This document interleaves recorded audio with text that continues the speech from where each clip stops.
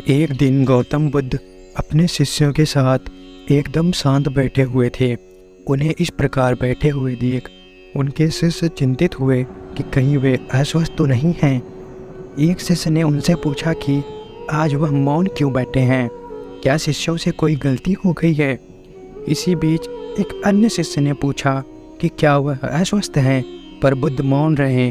तभी कुछ दूर खड़ा व्यक्ति जोर से चिल्लाया, आज मुझे सभा में बैठने की अनुमति क्यों नहीं दी गई है। बुद्ध आंखें बंद करके ध्यान मग्न हो गए।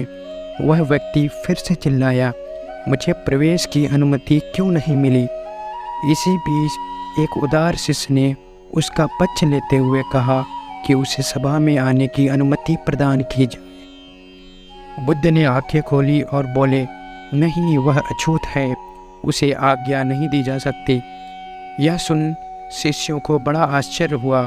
बुद्ध उनके मन का भाव समझ गए और बोले, हाँ, वह अछूत है। इस पर कई शिष्य बोले कि हमारे धर्म में जात पात का कोई भेद ही नहीं, फिर वह अछूत कैसे हो गया।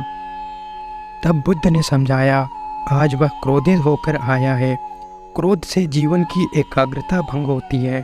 क्रोधी व्यक्ति प्रायः मानसिक हिंसा कर बैठता है। इसलिए जब तक क्रोध में रहता है तब तक अछूत होता है। इसलिए उसे कुछ समय एकांत में ही खड़ा रहना चाहिए। क्रोधित शिष्य भी बुद्ध की बातें सुन रहा था। पश्चाताप की अग्नि में तप कर वह समझ चुका था कि अहिंसा ही महान कर्तव्य व परम धर्म।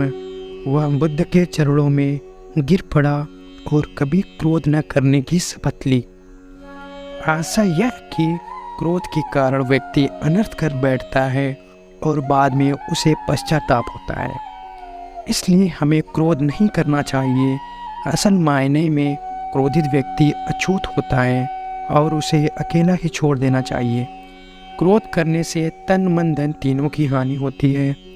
क्रोध से ज़्यादा हानिकारक कोई और वस्तु नहीं है।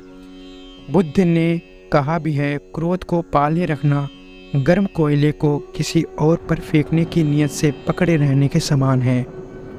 इसमें आप ही जलते हैं।